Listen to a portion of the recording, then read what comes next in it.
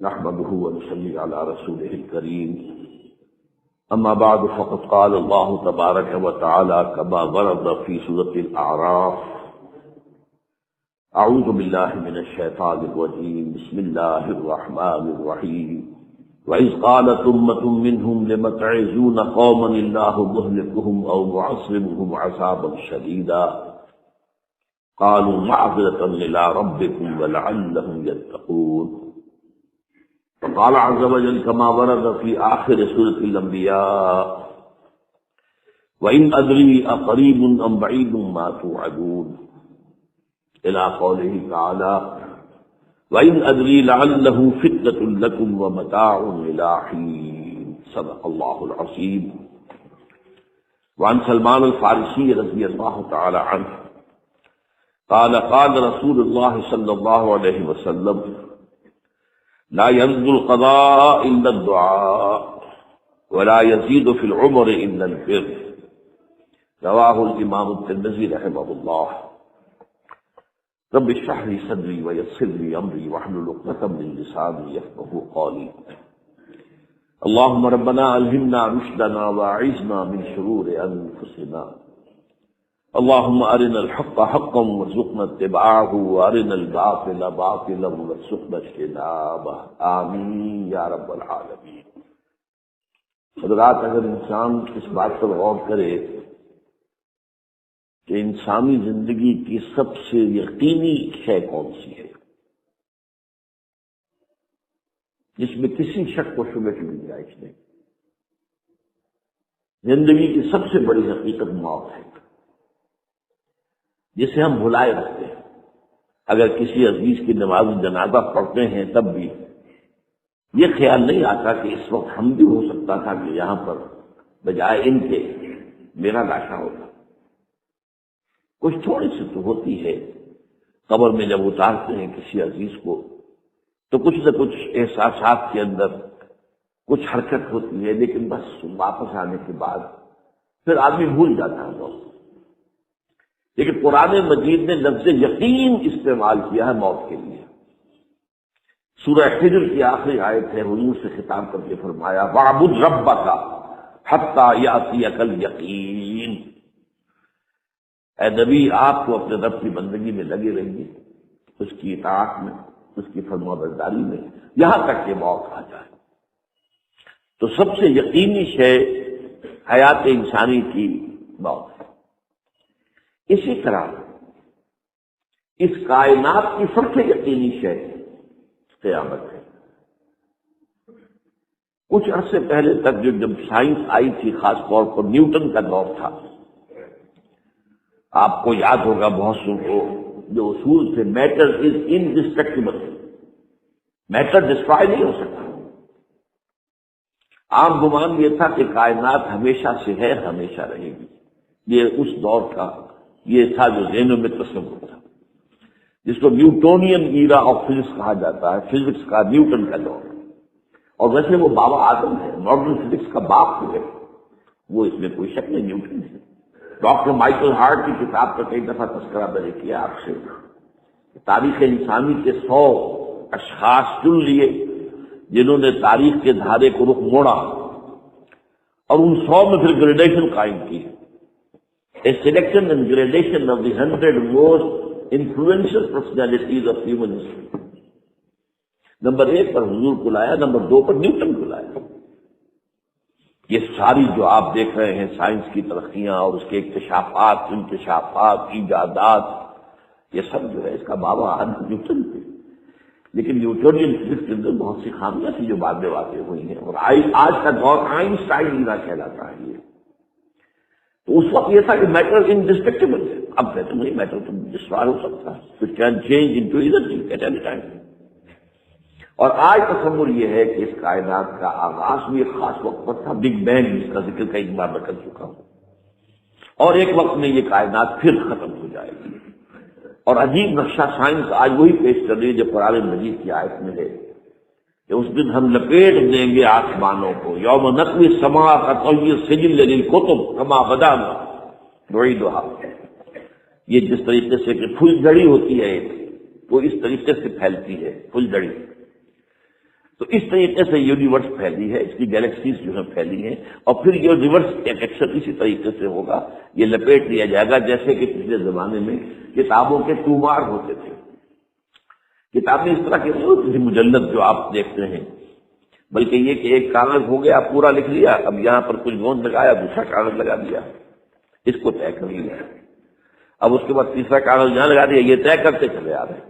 اس کو اسکرولز کہتے تھے، دی ڈیڈ سی اسکرولز بہت مشہور ہوئے ہیں کہ یہ جو بحیرہ مردار ہے اس کے قریب کی کچھ غاروں میں سے انجیل کے بہت پرانے مینوسکرپٹس جو برآمد ہوئے تھے تو ان کو ڈیڈ سی اسکرولز کہتے ہیں۔ تو یہی ہے، بہرحال میں نے عرض کیا کہ انسان کی انفرادی زندگی کی سب سے بڑی حقیقت موت، اس کائنات کی سب سے بڑی حقیقت قیامت۔ قیامت سے پہلے کے بارے میں ایک حقیقت ہے جس پر کہ ہر مسلمان کو یقین رکھنا چاہیے، اور وہ یہ ہے کہ اس قیامت سے پہلے پوری دنیا میں حق کا بول بالا ہوگا۔ اچھا، یہ وہ بات ہے جو دنیا کے اکثر مذاہب میں ہے، اکثر مذاہب میں، اور خاص طور پر جو تین یہ مذاہب ہیں جنہیں ابراہیمی مذاہب کہا جاتا ہے، یہودیت، عیسائیت اور اسلام، تو صراحت کے ساتھ ہے۔ یہود کے ہاں بھی عقیدہ موجود ہے، عیسائیوں کے ہاں بھی ہے، مسلمانوں کے ہاں بھی ہے کہ اس سے پہلے، اس کائنات کے ختم ہونے سے پہلے، اس زمین کی قیامت آنے سے پہلے اس پر اللہ کا دین غالب ہوگا، کنگڈم آف ہیون اور ارتھ۔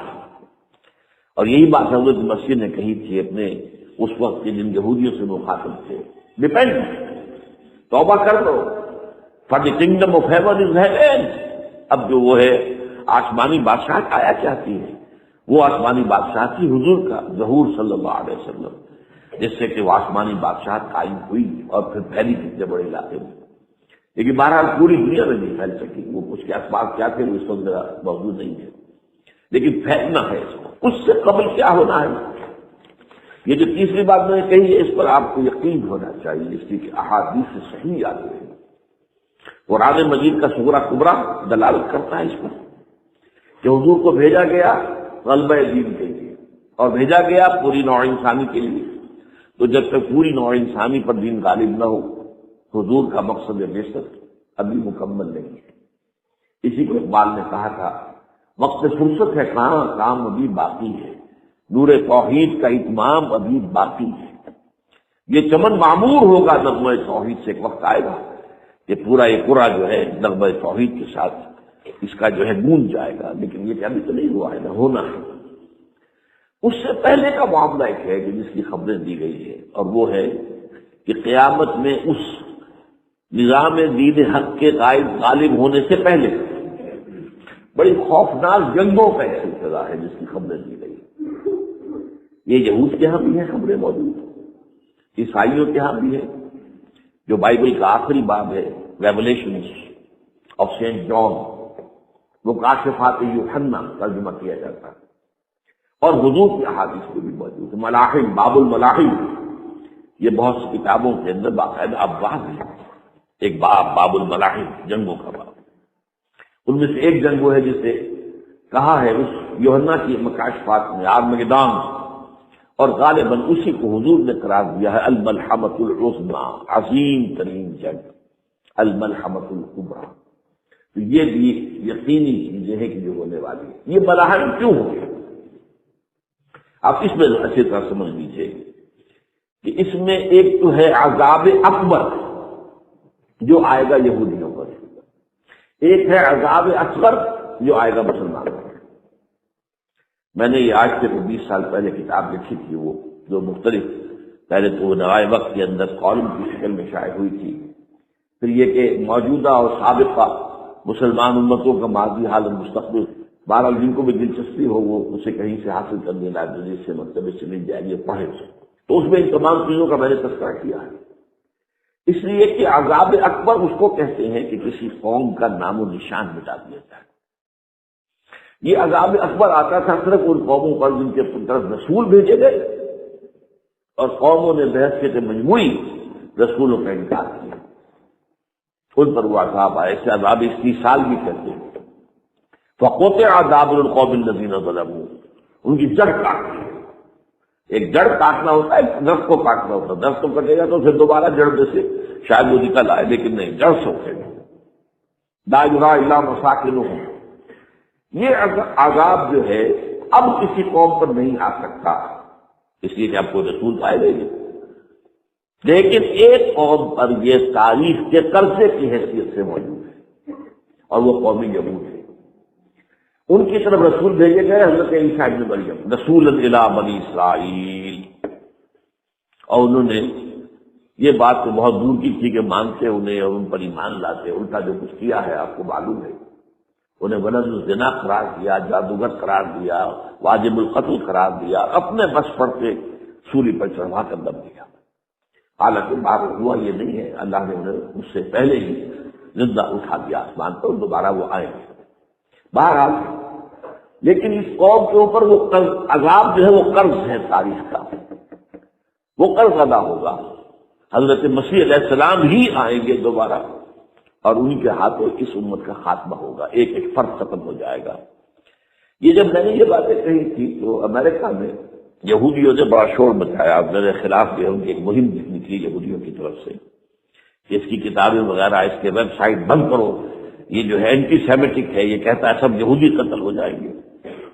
یہاں پر بھی جو میرے ساتھ ایک ڈائلاگ کرنے کے لیے دوبارہ میرا پروفیسر آئے تھے امریکہ وغیرہ سے، ان میں سے جو یہودی تھا تو اس نے بہت ناراضگی کا اظہار کیا. آپ کہتے سارے یہودی ختم کر دیے جائیں گے. یہ بات ظاہر بات ہے پیریٹیبل نہیں ہے، لیکن پھر ہمارے ساتھی جو وہاں پر تھے امریکن پریشان ہوئے تھے آپ کے خلاف، یہاں پر اب یہ مہم شروع ہو گئی ہے. تو میں نے بتایا کہ جو زائدسٹ ہے، جوش زائدسٹ، اور اس کے ساتھ ہے کرسچن زائدسٹ. کرسچن زائدسٹ کا رسالہ نکلتا ہے ٹرمپٹ، جو فلاڈیلفیا ٹرمپٹ، اس نے مدیر نے خود لکھا ہے کہ 80% یہودی قتل ہو جائیں گے. اس کو میں نے یوں سمجھا ہے کہ 20% وہ ہوں گے کہ جو حضرت مسیح کی آمد ثانی پر ایمان لے آئیں گے، وہ بچ جائیں گے، لیکن باقی جو اڑے رہیں گے اس کے بعد بھی تو وہ ختم کیے جائیں. تو یہ عذاب الاکبر جو ہے تاریخ کا ایک قرض ہے کہ جو ادا ہوگا، ورنہ کسی اور قوم پر یہ عذاب اکبر اب نہیں آ سکتا. لیکن دوسرے درجے میں یہ عذاب ہوگا امت مسلمہ پر. امت مسلمہ بھی تو عذاب کی مستحق ہو گئی.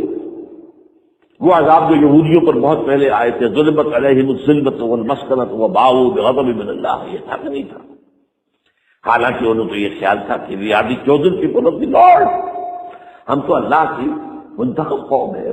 وی آر دی، قرآن کہتا ہے کا قول یہ تھا، نحن ابناء اللہ واحباؤہ، ہم تو اللہ کے بیٹوں کی طرح ہیں اور اللہ کی جو ہے بہت چہتے ہیں. کہ عذاب آئے، نبوکدنضر کے ہاتھوں آیا، ایشورینز کے ہاتھوں آیا، پھر یونانیوں کے ہاتھوں، الیگزینڈر دی گریٹ کے ہاتھوں آیا، پھر رومنوں کے ذریعے سے آیا، اور پچھلی صدی میں جرمنوں کے ذریعے سے آیا. تو عذاب آئے، یہ عذاب ایک قوم ختم نہیں ہوئی. وہ عذاب اکبر نہیں تھے، یہ عذاب مختلف حصوں میں آئے اور بڑی بڑی تباہیاں آئیں، لیکن وہ عذاب اکبر نہیں تھے. اسی طرح کے عذاب ہم پر بھی آئے. ہم پر کروسیڈرز آئے اور لاکھوں مسلمان قتل ہوئے. یروشلم ہمارے ہاتھ سے 88 برس تک نکلا رہا اور اس پر عیسائیوں کو قبضہ رہا. ندیاں خون کی بہ گئی مسلمانوں کی، اور پورا میڈیٹرینین کا ایریا جو ہے تقریباً قبضے میں رہا ہے عیسائیوں کی.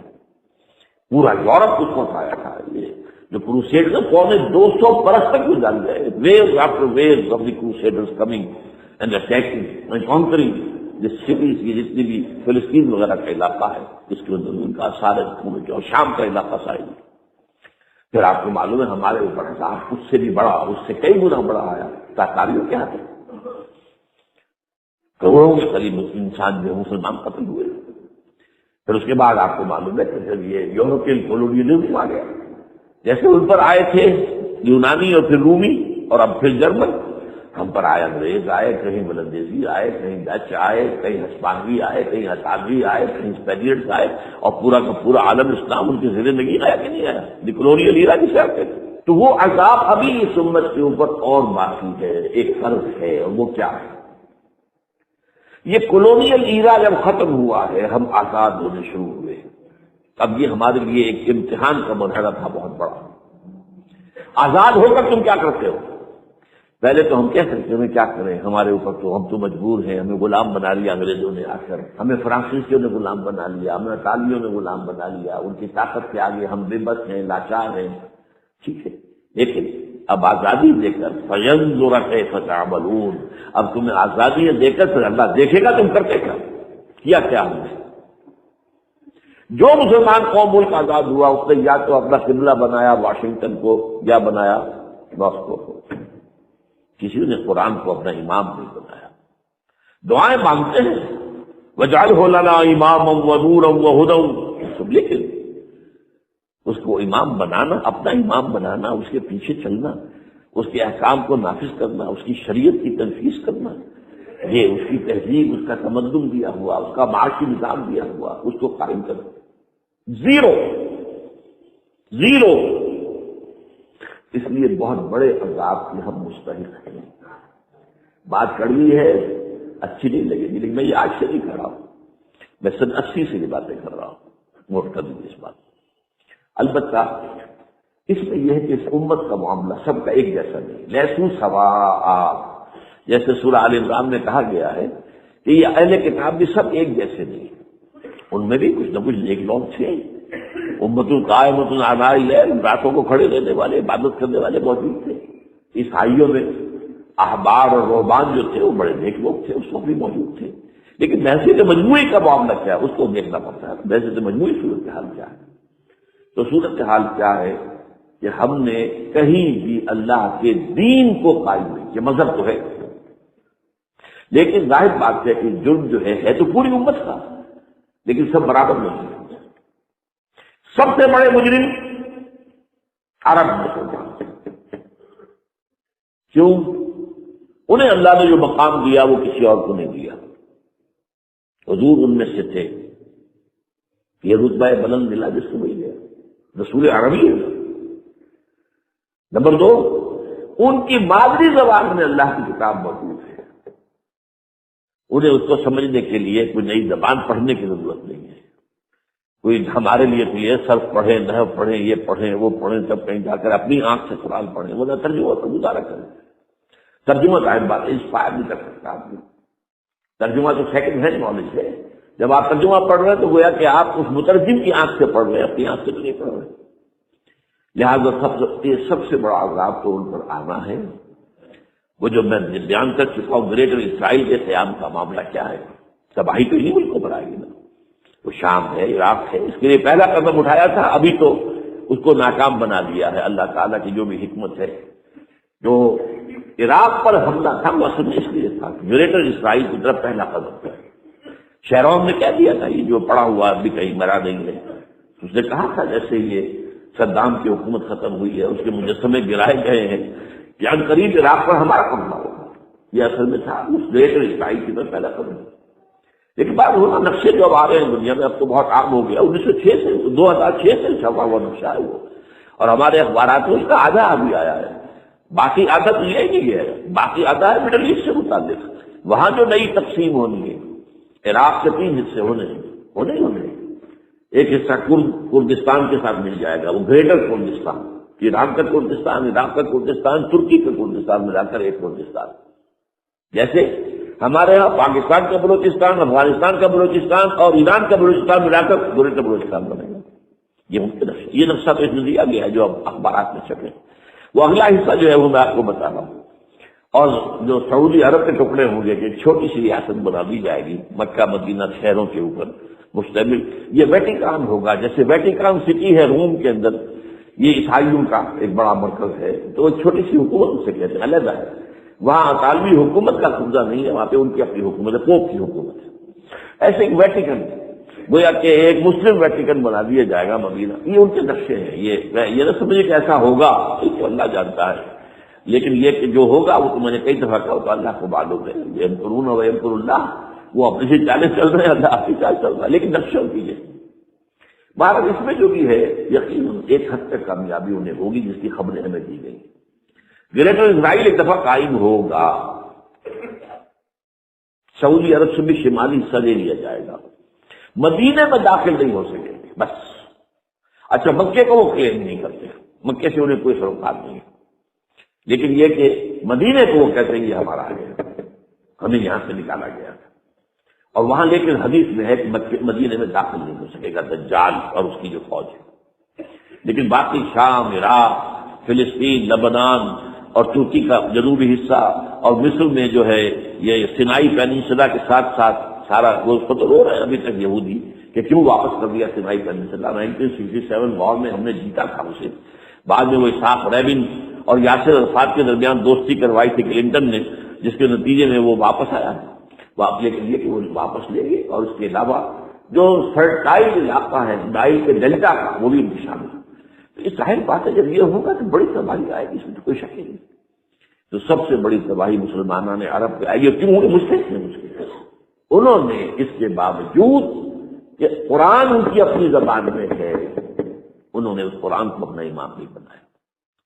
نمبر 2 پر میں ہمیشہ کہتا رہا ہوں کہ جو عالم عجم ہے، مسلمانان عجم، اگر فرض کیجئے کہ 140 کروڑ مسلمان اس دنیا میں ہیں تو 30 کروڑ کے قریب جو ہیں وہ عرب ہیں، باقی 110 کروڑ جو ہیں، 1 ارب سے زیادہ تو غیر عرب مسلمان۔ ان میں سب سے بڑے مجرم جو ہیں وہ ہم مسلمانوں نے پاکستان، ہم نے تقسیم کرائی اسلام کے نام پر، ہم نے کہا کہ ہم اسلام کا نظام قائم کریں گے، اور اللہ نے ہمیں معجزے کے طور پر حکم عطا کر دیا پاکستان۔ اب قمری حساب سے 63 برس گزر چکے ہیں، جو آپ 61 کہتے ہیں، اگر قمری حساب سے 63 برس ہو چکے، کہاں ہے اس کا لہذا مسلم۔ لیکن اب اس میں یہ ضرور ہے کہ ابھی پاکستان کے معاملے کو میں سمجھتا ہوں کہ ہینگنگ ان دی بیلنس والا معاملہ ہے، ابھی نہیں کہہ سکتے، اللہ تعالیٰ شاید کوئی توفیق دے دے، کوئی معجزہ ہو جائے، کیونکہ میرا تو یقین یہ ہے کہ یہ قائم بھی معجزے سے ہوا ہے، جس پر میں نے تفسیر کتاب میں لکھا ہوا ہے استحکام میں پاکستان، اور اب کوئی دوبارہ معجزہ ہو سکتا ہے۔ اور معجزہ کیا ہوگا کہ پوری قوم میں توبہ کی ایک کیفیت پیدا ہو جائے، اللہ کے قدرے سے ہو سکتی ہے۔ تمام انسانوں کے دل جو ہے اللہ کی 2 انگلیوں کے مابین ہے، حضور نے ہمیں خبر کی ہے، جدھر چاہتا پھر دیتا، تو کوئی عجب نہیں کہ ایسا ہو جائے۔ بہرحال اس اعتبار سے آپ سرچ کر رہا ہوں کہ یہ پاکستان کے بارے میں نے جو آپ کو 2 آیتیں سنائی ہیں سورہ انبیاء کی، اس آخر کے حصے میں آئی ہیں سورہ انبیاء میں، وَإِنْ أَدْرِي أَقَرِيبٌ أَمْ بَعِيدٌ مَا تُوعَدُونَ۔ دیکھو لوگوں، مجھے یہ معلوم نہیں ہے کہ جس عذاب خداوندی کا تم سے وعدہ کیا جا رہا ہے وہ قریب آ گیا یا دور ہے، یہ حضور سے کہا جا رہا ہے، کل آپ یہ کہتے ہیں ان ادری اقریب ام بعید ما توعدون۔ ساتھ ہی یہ بھی فرمایا وَإِنْ أَدْرِي لَعَلَّهُ فِتْنَةٌ لَكُمْ وَمَتَاعٌ إِلَىٰ حِينٍ، اور مجھے نہیں معلوم، ہو سکتا ہے کہ یہ تمہارے لیے ایک فتنہ بن کر معاملہ آ گیا ہو اور ابھی تمہیں اور مہلت دے دی جائے۔ اس حوالے سے ہم نہیں کہہ سکتے، اب آپ کو معلوم ہے میں تفصیل سے بیان کر چکا ہوں جس طریقے سے مجموعی طور پر پاکستان میں گھیراؤ کیا گیا ہے، اور جس طریقے سے یہ جتنا نیو کون کا اور کرسچن اور جو جیوش زائنسٹ ہیں، اور اب ان کے اندر اضافہ کیجیے ہندو زائنسٹ کا، اب یہ جس طریقے سے گھیرے کے اندر لے رہے ہیں پاکستان، جس طرح بھارت کی فوج افغانستان میں بھی آ رہی ہے، اس نے اپنے کتنے قونصل خانے کھولے ہوئے ہیں افغانستان میں، کس لیے؟ جو کچھ وہ ہو رہا ہے بلوچستان کے اندر، جو کچھ ہمارا پورا صوبہ سرحد ہے، اور اس سے آگے بڑھ کر جو کچھ کراچی میں ہو رہا ہے، یہ سارے معاملات جو ہیں وہ دیکھ لیجیے تو گویا کہ باہر سے ہمارا گھیراؤ مکمل ہو چکا ہے۔ اور اس میں یہ ہے کہ تازہ جو بمبئی کے اندر جو ہوئے ہیں معاملات وہ نوٹ کیجیے کس طریقے سے اب اسے کہا جا رہا ہے کہ کسی مسلمانوں نے کیا ہے، حالانکہ اس کے سب سے بڑا ثبوت یہ ہے کہ ایک ہندو ہیمنت جس نے کہ وہاں ساری تحقیقات کی کہ سمجھوتا ایکسپریس کو جو اڑایا تھا کس نے اڑایا تھا، اس کی بھی انہوں نے کہا جب کی ہے تحقیقات، اب یہ اس کو گیو دم دی کریڈٹ، ہندو قوم کے اندر کم سے کم یہ بھی بات موجود ہے، جہاں وہ بدماشیاں ہیں وہاں یہ بھی ہے، یہ خیر بھی ہے، جہاں برائیاں ہیں ان کے اندر وہ خوبیاں بھی ہیں۔ ان کا ایک کمیشن ہے جو صاف ایک ہندو کو، اور ہندو میں سرونگ کرنل کا یہ ہے ماسٹر مائنڈ، اس نے کروایا اور وہ گرفتار ہوا، سرونگ کرنل بھارت آدمی۔ تو اب ظاہر بات ہے کہ اس کو مارا گیا ہے ممبئی میں، اس کو مسلمان کاہے کو مارے گئے؟ مسلمانوں کا تو وہ ایسے محسن تھا، وہ مسلمان کس وجہ سے اسے مارے گئے؟ اسے مارنے والے کون ہیں؟ وہی ہندو ظاہرس کہہ لیجیے ان کو، یا ہندو تشدد پسند کہہ لیجیے، جو پاکستان کو ختم کرنے پر تلے بیٹھے ہوئے۔ یہ ان کا در حقیقت کام ہے کہ اس شخص نے اتنی بڑی حد تک کی کہ ہمیں جو ہے ہماری شادی کو بے نقاب کر دیا۔ تو اصل میں دیکھیں یہ سب کچھ جو ہو رہا ہے وقتی طور پر تو بہت ذرا طوفان اور جوش آیا تھا، معلوم ہوتا تھا کہ شاید 9/11 والا معاملہ جو تھا نیو یارک کا اس کے نتیجے میں جو ایک دم امریکہ جو ہے نکلا ہے غصے کے اندر، اور پوری قوم اس کی کھڑی ہو گئی اور پوری دنیا جمع ہو گئی افغانستان پر حملے کے لیے، شاید ایسا معاملہ ہو جائے، لیکن نہیں، اللہ کا شکر ہے کہ یہ معاملہ جو ہے ان ادری لعلہ فتنۃ لکم ومتاع للحین۔ ابھی کل کی جو تازہ ترین رپورٹ ہے وہ یہ ہے کہ اوباما کو بریفنگ دی گئی ہے کہ پاکستان کے جو نیوکلیئر بامز ہیں وہ ولنریبل ہے، اور ان کے اندر اندیشہ ہے کہ وہ جو ہے شدت پسندوں کے ہاتھ میں نہ پڑ جائے۔ اس کو کوئی نہ کوئی بہانہ انہوں نے بنانا، یہ جو میں آپ سے کر چکا ہوں۔ کچھ ہمارے لوگوں کو یہ امیدیں ہو گئی تھی براک اوباما کے آنے سے، یہ میں نے پھر اس کے بعد ایک مضمون میں پڑھا ہے، آپ کے لیے بھی نئی بات ہوگی۔ یہ براک کا لفظ جو ہے اس میں یہ بھی اسلامی ہے، یہ برکت سے ہے، اس لیے کہ اس کا باپ جو ہے وہ سواحلی علاقے کا، سواحلی زبان جو ہے کینیا کا ساحلی علاقہ جو ہے وہ سواحلی زبان جو ہے اس میں عربی کی بڑی آمیزش ہے، کیونکہ وہ تو بہت قریب ہے نا، عرب سے کتنا فاصلہ ہے، درمیان میں وہ ریڈ سی ہے، بڑا چھوٹا سا سمندر ہے، تو سواحلی زبان میں عربی اثرات ہے۔ تو یہ برکت والی بات، جیسے ہم کہتے ہیں کسی کا نام برکت حسین، برکت علی، تو یہ وہ ہے برکت والا، براک حسین اور پھر حسین کا وجود۔ تو اس سے بڑی توقعات ہو گئی تھی، لیکن نظر یہ آ رہا ہے کہ جو بش کا ایجنڈا تھا، اس لیے کہ اصل میں اس کی پالیسی بنانے والے میں آپ کو بتا چکا ہوں کوئی ایک فرد نہیں ہوتا، وہ تو پورے ادارے بڑے بڑے تھنک ٹینکس ہیں، اور یہ ثابت ہو گیا ہے کہ اس اوباما نے آتے ہی سب سے زیادہ کٹر جو زائرس تھا امریکہ کے اندر، جس کا نام ہی اسرائیل ہے، اسرائیل رحم، جو ہے اسرائیل رحم ایمانویل، اس کو اپنا بنایا chief of the white house کا۔ اور یہ وہ شخص ہوتا ہے کہ جو گویا کہ جس کے گھیرے میں ہوتا ہے صدر امریکہ کا۔ صدر سے کون مل سکتا ہے، یہ فیصلہ کرے گا، کون نہیں مل سکتا یہ فیصلہ کرے گا، کون سی رپورٹ صدر تک جائے گی یہ فیصلہ کرے گا، کون سی رپورٹ روک لی جائے گی یہ فیصلہ کرے گا۔ تو گویا کہ صدر کے کان بھی ہو، صدر کی آنکھ بھی ہو، لہٰذا صدر جو ہے اس سے تو اوپر سے گھیرا ہوگا، اور اس سے بھی آگے بڑھ کر ووٹ کیے۔ میں نے آپ کو پہلے بتایا بھی تھا، ساؤتھ ایشیا کے لیے اس نے اپنا ایڈوائزر بنایا ہے ایک ہندو کو، اس کا نام ہے سونال شاہ، اور یہ جو ہندوؤں کی تنظیم ہے، جو انتہائی جو ایکسٹریمسٹ ہندو ہیں، ایک تو وشوا پریشد جو ہے وہ پہلی ایک جماعت کا نام تھا وشوا ہندو پریشد، یہ وشوا شری پرشانت ہے جس کا اسٹوڈنٹ ونگ ہے بجرنگ دل کا یاد۔ تو ساؤتھ ایشیا سے مراد بھارت اور پاکستان، اس کے معاملات میں اس کا ایڈوائزر جو ہے سونال شاہ ہے۔ تو حالات جو ہے اس اعتبار سے انتہائی یوں سمجھیے کہ خطرناک ہے۔ اور دوسری طرف اندرونی معاملہ کیا ہے، سائنس کی دو اصطلاحات آپ نے سنی ہوگی، centrifugal forces, centripetal forces. Centrifugal وہ ہوتی ہے کہ جو مرکز سے توڑنے والی ہوتی ہے، بھاگتا ہے ہر ایک مرکز کو چھوڑ کر، یہ سینٹریفیوگل فورسز۔ سینٹریپیٹل وہ ہوتی ہے جو مرکز کی طرف لانے والی ہو، جو ایک مرکز سے گرد لوگوں کو جمع کرے، تو مرکز گریز اور مرکز کی طرف رخ کرنے والی۔ ہمارے پاس سینٹریفیوگل فورس صرف ایک ہے، وہ اسلام ہے، اور وہ ہے نہیں۔ ہر چند کہیں کہ ہے نہیں، کہاں نظام کہاں ہے؟ مذہب تو ہے، مذہب تو انڈیا میں بھی ہے، مذہب امریکہ میں بھی ہے، مذہب کی تو کوئی کمی نہیں ہے۔ فاسٹسٹ گروئنگ ریلیجن میں نے بارہا کہا ہے دنیا میں مانا جا رہا ہے کہ اسلام ہے، لیکن مذہب دین، حضور بھیجے گئے تھے دین کو غالب کرنے کے لیے۔ هو الذي ارسل رسوله بالهدى ودين الحق ليظهره على الدين كله۔ سینٹریفیوگل فورسز آپ کو یاد ہوگا میں نے گنوا دیا تھا ایک دفعہ۔ آپ کا نارتھ پول کیا ہے؟ NWFP، وہاں حکومت اس پہ کن کی ہے؟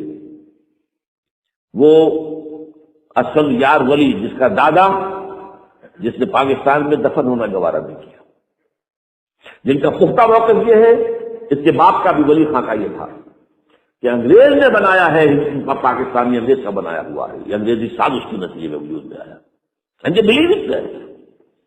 اور اس کے ساتھ مولانا فضل الرحمان ہیں جن کے والد مرحوم نے یہ کہا تھا کہ اللہ کا شکر ہے ہم پاکستان کے بنانے کے گناہ میں شامل نہیں تھے۔ یہ ہیں اس وقت وہاں کی فورسز، اور جنوب میں نہ معلوم کب سے ان کا نقشہ بن رہا ہے، جب سے یہ MQM قائم ہوئی تھی، مہاجر قومی موومنٹ کی، بعد میں انہوں نے اپنا رنگ بدلا ہے، کوئی تبدیل کیا ہے، لیکن یہ کہ اصل میں تو وہی ہے، گرگٹ رنگ بدل دے تو اس کی فطرت تو نہیں بدلتی ہے، تو وہی اردو اسپیکنگ۔ اور اب جو ہنگامے ہو رہے ہیں وہ پختون اور اردو اسپیکنگ کے درمیان ہنگامے ہو رہے ہیں، اور زیادہ پٹھانوں کو تو مارا جا رہا ہے، ان کی دکانیں چلائی جا رہی ہیں۔ یہ بسیں ویسے جتنی جلتی ہیں وہ اس لیے کہ زیادہ تر ٹرانسپورٹ جو ہے وہاں پر وہ پختونوں کے ہاتھ میں ہے۔ یہ وزیری وغیرہ لوگ جو ہے محسود ہیں، یہ لوگ ہیں وہاں پر جو ہے اکثر وہ دیکھتے بہت سے مساجد کے اندر آپ کو جو امام ملیں گے وہ پٹھان ملیں گے، جو پہرے دار ملیں گے وہ پٹھان ملیں گے، بہت بڑی تعداد ہے۔ لیکن یہ کہ اس کے اوپر وہاں پر فساد شروع ہو گیا۔ بلوچستان کا معاملہ سب کو معلوم ہے۔ تو اندرونی طور پر جو سینٹریپیٹل فورس ہو سکتی تھی اس کو ہم نے کیا نہیں مضبوط، کمزور سے کمزور تک کرتے چلے گئے۔ اور اب جو کچھ ہو رہا ہے، اب مضامین آ رہے ہیں، آئینی قوانین میں تبدیلیاں کیوں کی جا رہی ہیں؟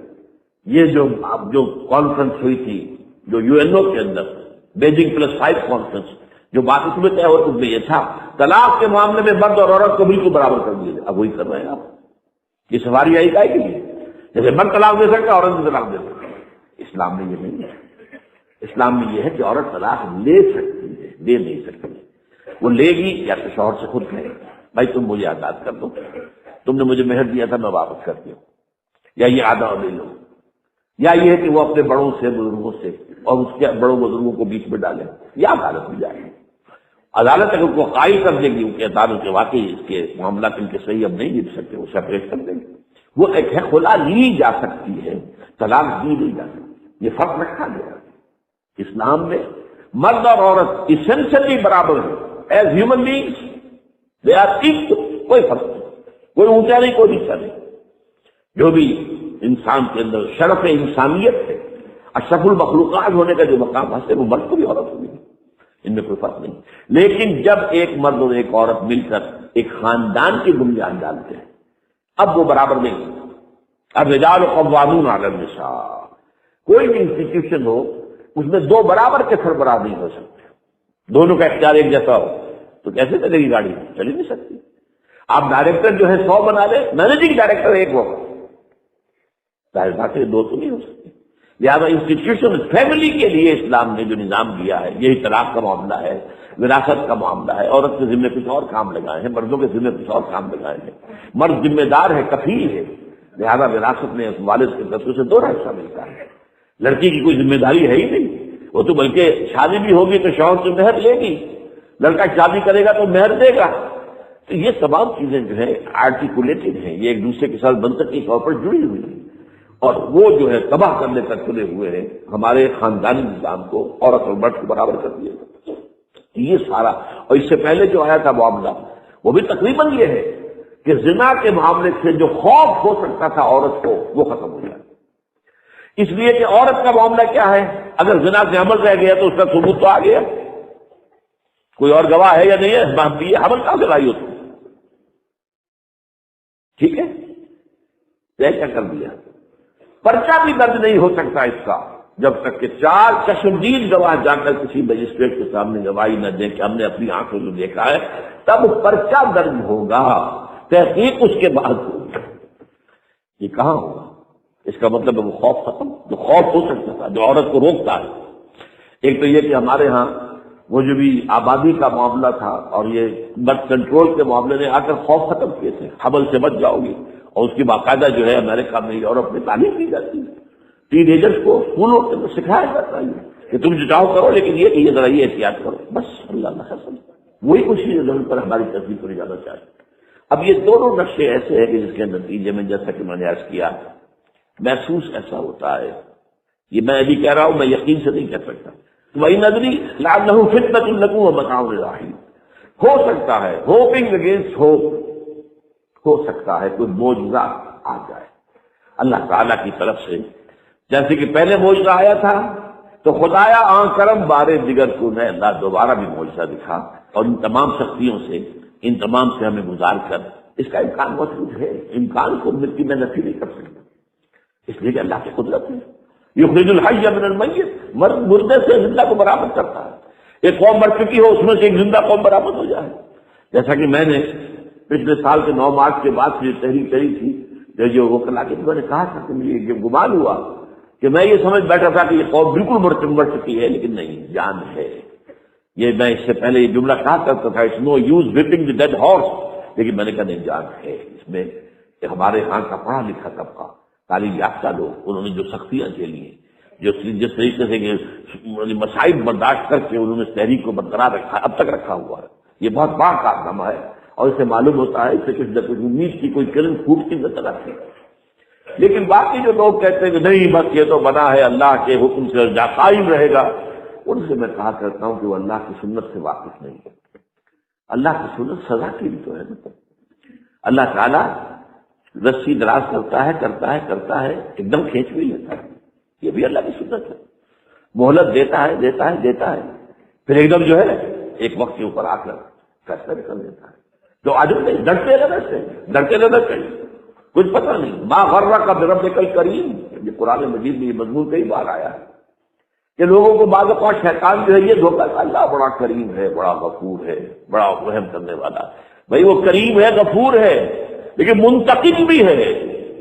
انا من المجرمین منتقمون، ہم ان مجرموں سے انتقام لے کر رہیں گے، وہ تو منتقم بھی ہے، وہ سزا بھی کر دیتا ہے۔ اس نے جہنم جو ہے یہ کوئی ڈیکوریشن پیس کے طور پر نہیں بنائی ہے، کس لیے بنائی ہے؟ وہ تو ہم نے فیصلہ کیا، لأملأن جہنم من الجنۃ والناس اجمعین، یہ میں نے طے کیا ہوا ہے۔ تو اللہ تعالیٰ جو ہے سزا بھی دیتا ہے، تو اللہ تعالیٰ ہمیں سے بچائے۔ بہرحال ہو سکتا ہے کہ اس کے بعد بھی اللہ تعالیٰ ہمیں اور مہلت دے دے، اور اس مہلت کے لیے اس کرنے کا کام کیا ہے؟ کرنے کا کام یہ ہوگا دعا اور توبہ۔ پہلے توبہ کی جائے پھر دعا، ورنہ دعا قبول نہیں ہوگی۔ پہلا کام توبہ ہے، یا ایھا الذین آمنوا توبوا الی اللہ توبۃ نصوحا، اے اہل ایمان اللہ کی جناب میں توبہ کرو، خالص توبہ۔ کیا مطلب ہے؟ اپنی زندگیوں میں سے شریعت کے خلاف، ویسے بھی اخلاقیات کے خلاف، جھوٹ، دغا، فریب، دھوکہ، غبن، سب کو ختم کرو، سود، بے پردگی، عریانی، فحاشی ختم کرو۔ طے کر لو کوئی شریعت کے خلاف اور اخلاقیات کے خلاف، صرف شریعت نہیں، ایک بنیادی انسانی اخلاقیات ہوتی ہیں، اس کے سارے تقاضے پورے کرنے جو ہمارے یہاں ختم ہو چکے ہیں۔ میں نے جیسا کہ بارہا کہا ہے کہ اس وقت دنیا کی سب سے بڑی منافق ترین قوم جو ہے مسلمانوں نے پاکستان ہے، جھوٹ اور وعدہ خلافی، اور اس کے ساتھ جو ہے وہ غبن کا معاملہ جتنا ہمارے یہاں ہے، آپ پوری دنیا میں آپ کو کہیں گے۔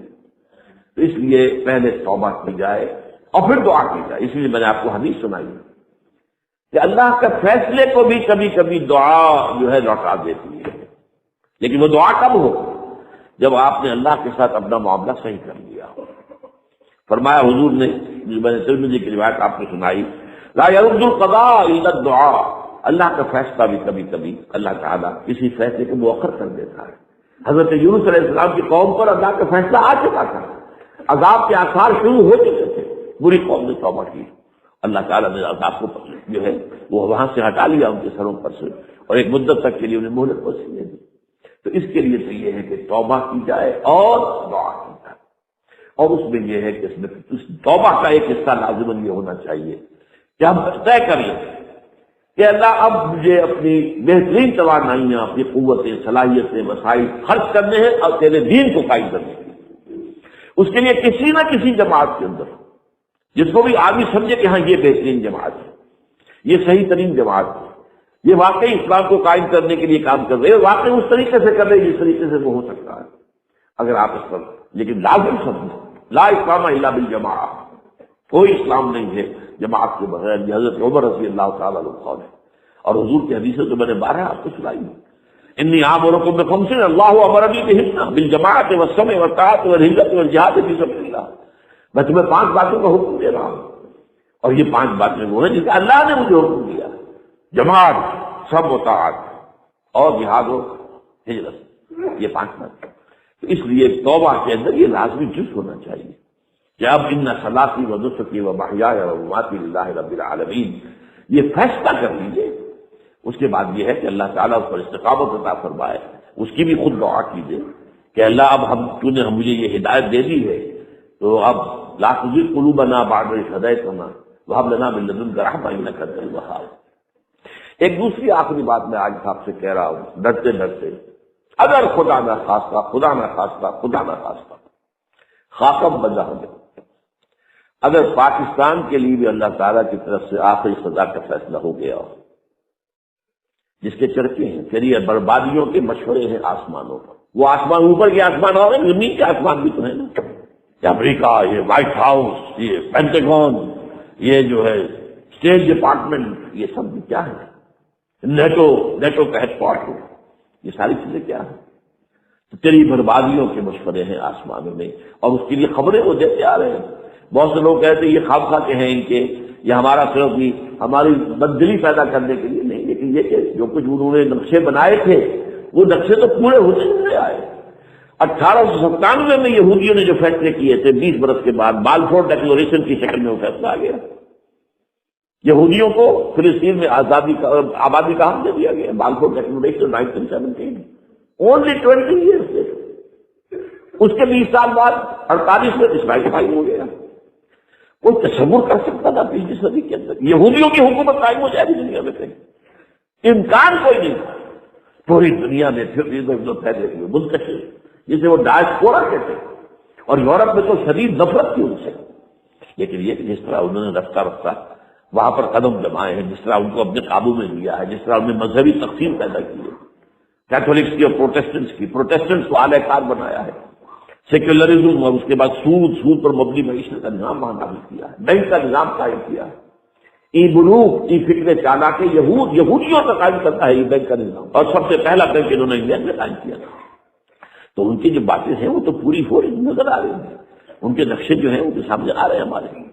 تو اس حوالے سے ہو سکتا ہے خاکم بدہن اگر خدا نہ خواستہ یہ لکیر ختم ہو جائے، تب بھی ظاہر بات ہے زمین تو کوئی ختم نہیں ہو جائے گی، اللہ کی زمین ہے۔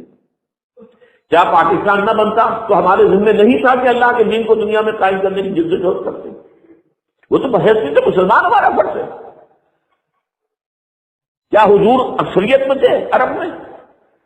وہ تو اقلیت میں بھی نہیں تھے، ایک آدمی تھا، اللہ کا بندہ کھڑا ہوا ہے جو جنہوں نے ایک مرتبہ حضور کی بات سنی ہے اور جا کر کہا ہے اپنی قوم، یا قومنا اجیبوا داعی اللہ، اے ہماری قوم کے لوگوں، اس اللہ کی طرف دعوت دینے والے کی پکار کو سنو، لبیک کہو۔ تو کوئی عجب نہیں، یہ جو اقبال نے الفاظ کہے ہیں، تو نہ مٹ جائے گا ایران کے مٹ جانے سے، نشے میں تو تعلق نہیں پیمانے سے، اور ہے آیا فتنہ تاتار کے افسانے سے، پاسباں مل گئے کعبے کو صنم کھانے سے۔ تاتاریوں کے ہاتھوں کروڑوں مسلمان قتل ہوئے، اور پھر وہی تاتاری مسلمان ہو گئے۔ امت مسلمہ کی قیادت ان تاتاریوں کے ہاتھ میں آ گئی، عربوں سے لے کر ان سے تولو یستبدل قوما غیرکم، جو بات سورہ محمد میں کہہ دی گئی تھی بالکل آغاز میں، اگر اے عربوں تمہیں جو مقام ہم نے دیا ہے، اپنا رسول تم میں سے بھیجا، بعث فی الامیین رسولا منہم، تمہاری زبان میں اپنی کتاب ڈالی تھی، تو تمہیں جو مشن سونپا ہے اگر تم نے اسے تکلیف دکھا دی، تمہیں ہٹائیں گے، کسی اور قوم کو لے آئیں گے۔ اور یہ 13ویں صدی عیسوی میں ہو گیا۔ 1258 میں آخری خلیفہ بنو عباس کا اسے محل سے نکالا ہے مستعصم باللہ کو، اور ایک جانور کی کھال میں لپیٹ کر ڈال دیا ہے گلی میں، اور گھوڑے دوڑا ہوئے۔ یہ آخری چراغ گل ہوا ہے بنو عباس کا، جس پر کہا تھا، کبھی مرثیہ کہہ سکتے ہیں جو کہا تھا، سادی کیا کہا تھا اس نے کہ آسمارا حق بود برخوب بارد در زمین بر زوال ملک مستعصم امیر المومنین۔ مستعصم باللہ نام تھا آخری خلیفہ کا، اس کی حکومت کے زوال پر آسمان سے خون بھی برسے تو اس کا حق ہے آسمان کو جب خون کی بارش کرے۔ تو یہ چیزیں ہیں جو کہ نوٹ کرنے کی ہے۔ اگر خدا نہ خواستہ ایسا ہو جائے تو ظاہر بات ہے کہ اسلام پھر بھی زندہ رہے گا، ہم مر سکتے ہیں، اسلام نہیں مرے گا، اسلام کو تو رہنا ہے۔ جیسا کہ حضور نے فرمایا کہ میں آخری رسول ہوں، تم آخری امت ہو، وہ تو یہ ہے، البتہ یہ ہے ہو سکتا ہے ہم سے یہ قیادت چھین کر کسی اور کو دے دی جائے، اور کوئی عجب نہیں کہ ہندوؤں سے ہمیں پٹوا کر ہندوؤں کے ہاتھ میں دے دی جائے۔ تاریخ میں مثال دے رہا ہوں، ہے یہاں فتنہ تاتار کے افسانے سے پاسباں مل گئے کعبے کو صنم کھانے سے۔ آخر ہندوستان میں 20 کروڑ مسلمان ہے کہ نہیں، بلکہ زیادہ ہے۔ آپ سوچئے اس ہندوستان کی سرزمین سے شیخ احمد دیدار پیدا ہوا تھا، جس نے پوری دنیا میں عیسائیوں کو جو ہے وہ مناظروں میں شکست دی ہے۔ اسی ہندوستان سے آج ذاکر نائک کھڑا ہوا، پوری دنیا میں ڈنکا بجا رہا ہے، عیسائیت کے خلاف، یہودیت کے خلاف، ہندو مت کے خلاف، ان کی کتابوں سے، ان کے ویدوں سے، ان کے تمام جو اسکرپچرس ہیں ان کے حوالے سے ثابت کر رہا تمہارا دین غلط ہے۔ تمہارے ہاں تو محمد کی بشارتیں موجود ہیں، دیکھو یہ کتابیں ہیں، یہ پڑھی۔ میں نے کبھی کہا تھا مولانا علی میاں رحمۃ اللہ علیہ سے کہ مولانا میں یہ گیا تھا ان کے پاس ملاقات کے لیے، میرا خیال ہے کہ 82-83 کی بات ہے، کہ میں اور کسی سے تو توقع نہیں رکھتا لیکن آپ سے توقع رکھتا ہوں کہ آپ زیادہ روشن خیال علماء میں سے ہیں، کہ آپ ندوۃ العلماء لکھنؤ کے اندر آپ سنسکرت کی تعلیم کو لازمی کریں تاکہ آپ کے فارغ و تحصیل لوگ نکلیں تو وہ پڑھ سکیں ویدوں کو کہ ویدوں میں کیا لکھا ہوا ہے، ہندو کے ذہن کو تو سمجھے کہ ہندو کا ذہن ہے کیا، اس کا فکر کیا ہے، اس کی سوچ کیا ہے، اس کے عقائد کیا ہے، جو وہ ظاہر کر رہے ہیں وہی ہے یا وہ اپنی ان کی کتابوں میں کچھ اور ہے۔ آج ہمارا بھی ظاہر بات ہے کہ آج اسلام جو ہے کوئی تازیوں کے جلوسوں سے کوئی اسلام کو پہچانے یا جو پیروں کے مقبروں کے اوپر جو ہے صوفیہ کے جو عرس ہو رہے ہیں اس کے حوالے سے اسلام کو پہچانے گا تو کیا وہ صحیح اسلام کو پہچانے گا؟ اسی طریقے سے آپ کو ہندو مذہب کا ذہن جو ہے کیا ہے، تو وہ وعدہ کیا کہ ہاں آپ نے بہت اچھی بات کہی ہے۔ 2 سال کے بعد میری ملاقات وہاں ہوئی ایک کانفرنس میں، وہ بھی مضبوط ہے، میں بھی تھا شکاگو میں، میں نے پوچھا مولانا وہ آپ نے کیا کہ میں تو بھول ہی گیا۔ یہ ہمارے علماء کا اس میں معیار ہے، نئی بات کو جو ہے کوئی قبول کرنا ان کے لیے اتنا آسان نہیں۔ آج ذاکر نائک کر رہا ہے، لشکر کر رہا ہے، ان کے سکرپچر سے، ان کے حوالوں سے، اپنشد سے اور تمام جو ان کے جو ہے ویدوں سے، تو یہ کام جو ہو رہا ہے۔ اسی طریقے سے یہ بھی بات میں آپ کو بتا دوں کہ میرے دورہ ترجمہ قرآن کی جس قدر پذیرائی بھارت میں ہو رہی ہے پاکستان میں نہیں ہے۔ پاکستان میں تو میرے چینل بند کر دیے گئے، مجھ پر بہت سے چینل جو ہیں ان کا دروازہ بند ہے، پی ٹی وی میں تو میرا داخلہ ہی حرام ہے اور باقی سب پہ بند کر دیا گیا۔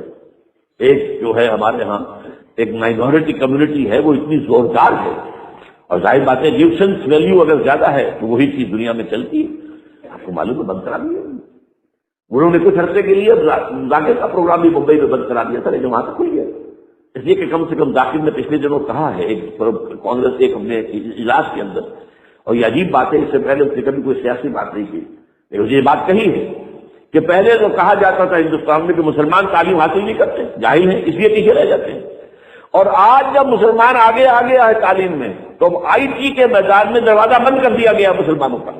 یہ اسے کھل کر کہا ہے، بامبے کی اسٹیج پر کہا ہے، لیکن اس نے یہ کہا کہ جو کچھ بھی ہے ہندوستان میں، لیکن ایک بات ہے کہ ہندوستان کی عدلیہ صحیح جگہ پر کھڑی اس کا مقام درست۔ آپ سوچئے ہمارے ہاں اس کا تصور ہے کہ اس طریقے کی انکوائری کمیٹی آئے اور اس کا کھل کر اس کا جو ہے لوگوں کے سامنے اس کو بیان بھی کر دیا جائے۔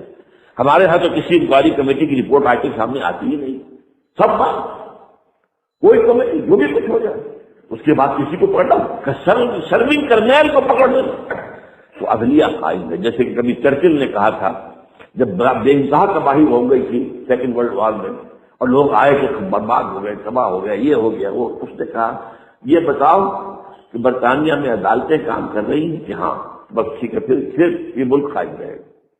یہ معاملہ جو ہے بھارت کے اندر عدالتیں چل رہی ہیں، تو اس حوالے سے کوئی عجب نہیں، کوئی عجب نہیں۔ ہمیں اصل میں جیسا کہ میں نے پچھلے جمعے میں کہا تھا کہ ہم وطن پرست نہیں ہیں، ہم زمین پرست نہیں ہیں، وندے ماترم یہ ہمارا ترانہ نہیں ہے، زمین کے پجاری نہیں ہیں، ہمیں پاکستان سے محبت ہے، پاکستان کا دفاع کریں گے۔ اور بڑے عمدہ بات ہے کہ اس موقع پر جو ہے تمام ہماری جو اپوزیشن پارٹیز ہیں جا کر جمع ہو گئی ہیں اور بعض پارٹیز کانفرنس کے اندر یکجہتی کا ثبوت دیا ہے۔ یہ اسلام کے لیے ہونا چاہیے، صرف ایک خطہ زمین کے لیے نہیں۔ اصل میں شاید جو ہے ہمیں جو مقصود ہے وہ اسلام ہے، تو کوئی عجب نہیں ہے کہ جس طریقے سے پچھلے دنوں ہمارے یہ بہت اہم آدمی ہیں، آپ کو معلوم سید قاسم محمود صاحب بے شمار کتابوں کے مصنف ہیں، یہ دلی گئے تھے اور اس سے آگے بھی گئے مختلف جو ہے یو پی کے شہروں میں، انہوں نے واپس آ کر جو خط لکھا تھا پھر انہوں نے خلافت میں شائع کر دیا تھا کہ وہاں تک گلی کوچوں میں آپ کا نام گونج رہا ہے، اس درجے وہاں پر یہ درس قرآن کا معاملہ جو ہے۔